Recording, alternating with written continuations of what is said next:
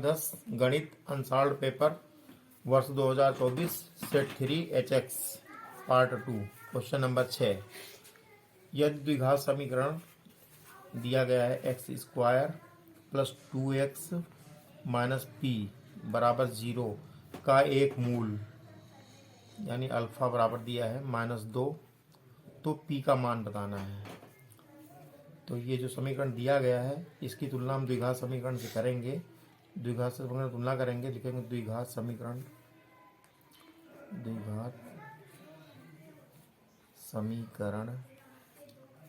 से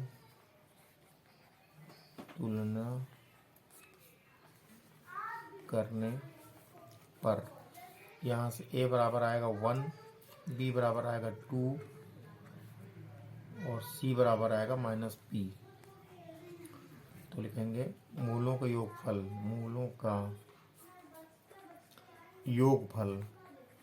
योगफल होगा अल्फा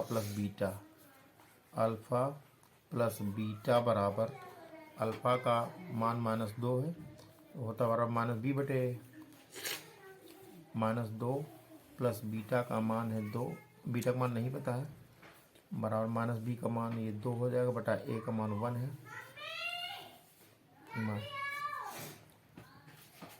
प्लस बीटा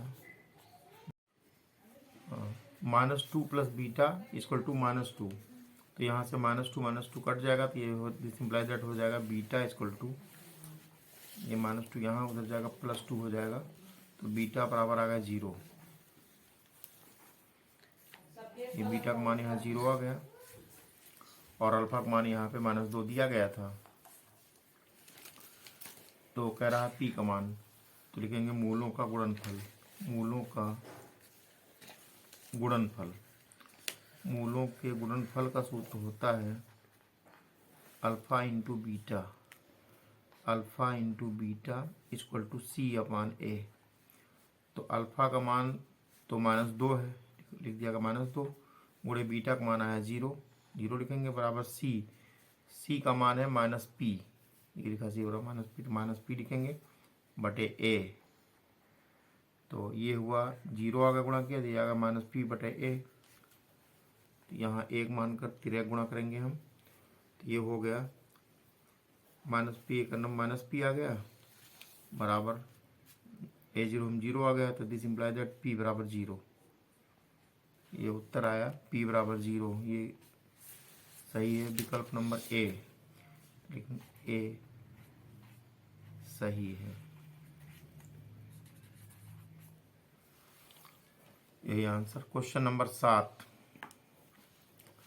एक्स अक्ष पर स्थित बिंदु 5, -2 तथा -3, 2 से समदूरस्थ बिंदु के निर्देशांक होंगे। हल करेंगे इसको। बिंदु लिखा है 5, -2 तथा -3, 2 से समदूरस्थ बिंदु यानी मध्य बिंदु के निकालना निर्देशांक। समदूरस्थ बिंदु का मतलब होता है मध्य बिंदु के निर्देशांक। तो लिखेंगे x बराबर होता है x1 + x2/2 तथा y बराबर होगा y1 + y2/2। तो ये यहाँ पर ये x1 है, ये y1 है, ये x2 है और ये y2 है। तो यहाँ से आया ये x बराबर इतना होता है और y बराबर इतना होता है यहाँ। तो यहाँ से x बराबर आया x1 का मान है 5 प्लस x2 का मान है -3, ब्रैकेट में लिखेंगे बटे 2 तथा y बराबर y1 की वैल्यू -2 है प्लस y2 की वैल्यू 2 है /2 लिखेंगे। तो ये आया x बराबर 5 प्लस माइनस गुणा माइनस होगा 3 आ गया बटे 2 तथा y बराबर हुआ -2 से +2 कटेगा 0 आ गया, 0 बटे 2 करेंगे 0 हो गया। तो यहाँ x बराबर आ गया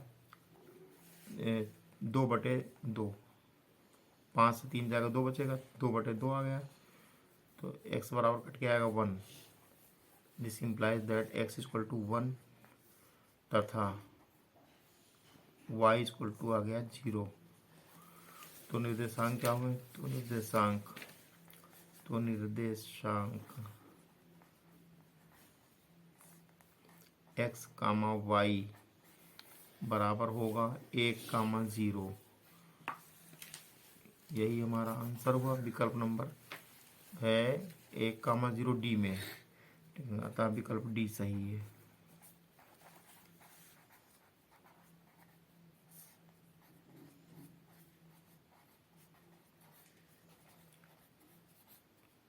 यही हमारा आंसर।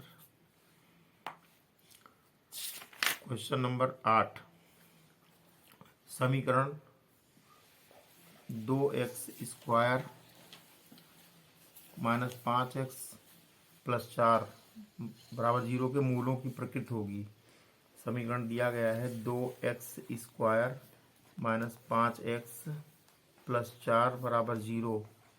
इसकी तुलना करेंगे द्विघात समीकरण से। की तुलना द्विघात समीकरण द्विघात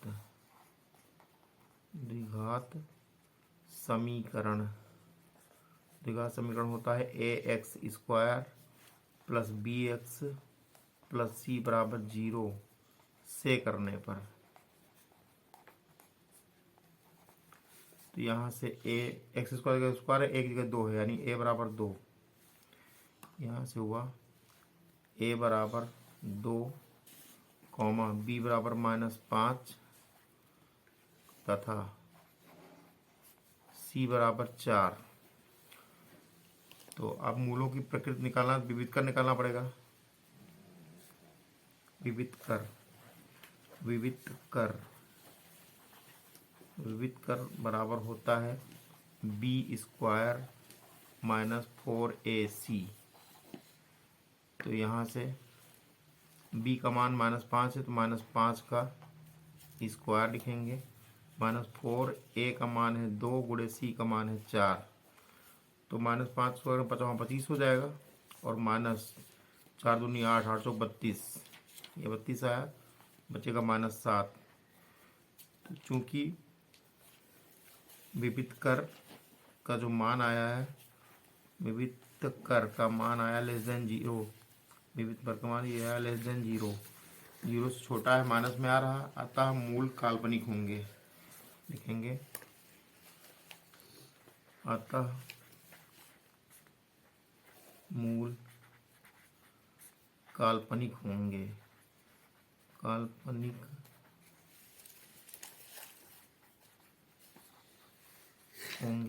विकल्प बी सही है। लिखेंगे विकल्प बी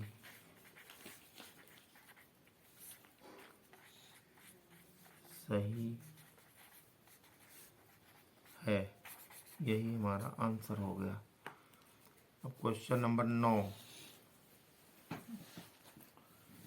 में लिखा, दो त्रिभुज एक दूसरे के समरूप होंगे यदि इनके संगत कोण बराबर हों, यदि इनके संगत भुजाएं समानुपाती हों। ए और बी दोनों सही हैं। इसमें हल लिखेंगे दो त्रिभुज एक दूसरे के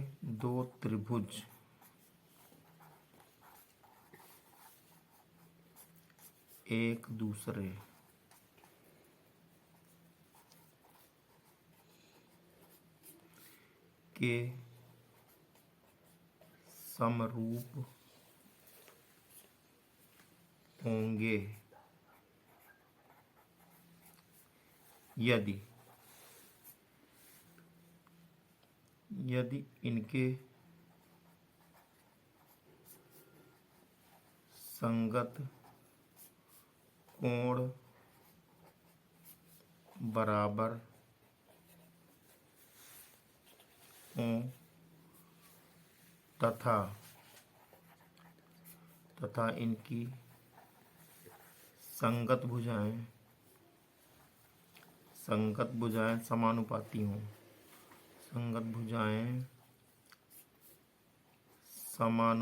हों।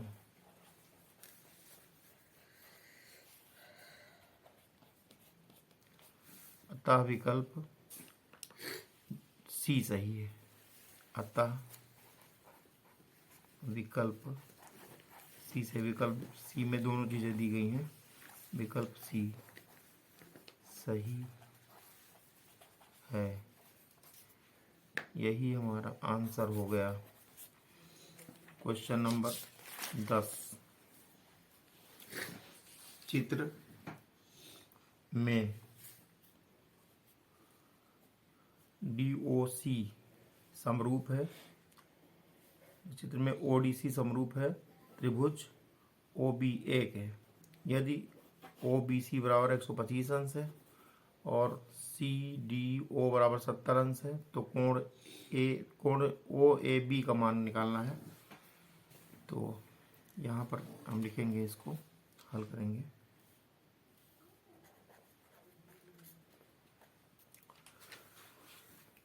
ये कोण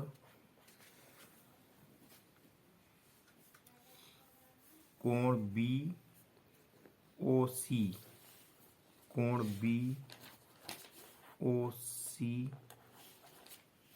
BOC प्लस कोण COD बराबर 180 अंशों का सरल रेखा बना हुआ कोण है।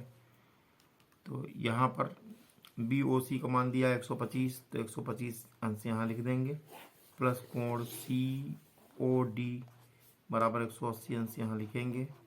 तो दिस इम्प्लाइज दैट कोण COD बराबर 180 अंश माइनस 125 अंश, घटाएंगे तो बचेगा ये 55 अंश।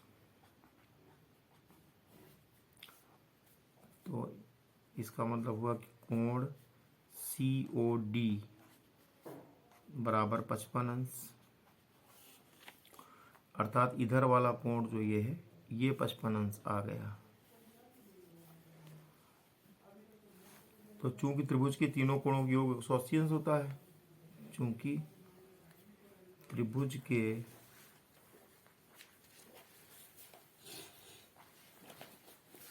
तीनों कोणों का योग बराबर 180 अंश, तो ये कोण बना है कोण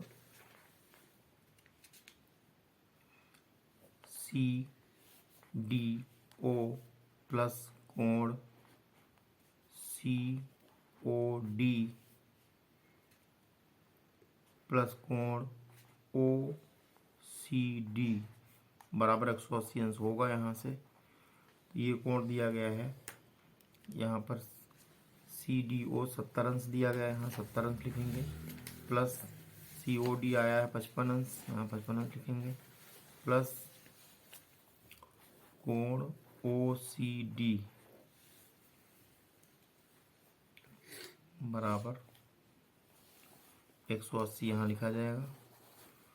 तो इनको हम जोड़ेंगे,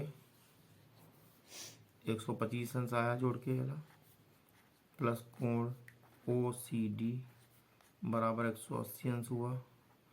तो यहाँ से कोण OCD बराबर होगा 180 अंश माइनस 125 अंश, घटाएंगे तो 55 अंश आ जाएगा ये। तो ये कोण भी 55 अंश आ गया इधर वाला। तो अब कह रहा है कोण AOB का मान, कोण OAB ये वाला कोण कह रहा, OAB इस कोण के बारे में पूछ रहा है।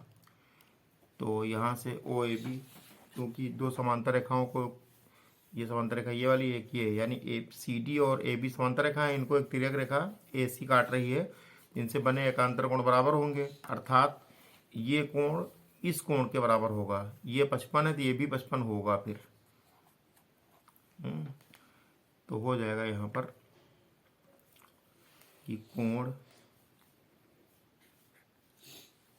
OAB और कोण OCD एकांतर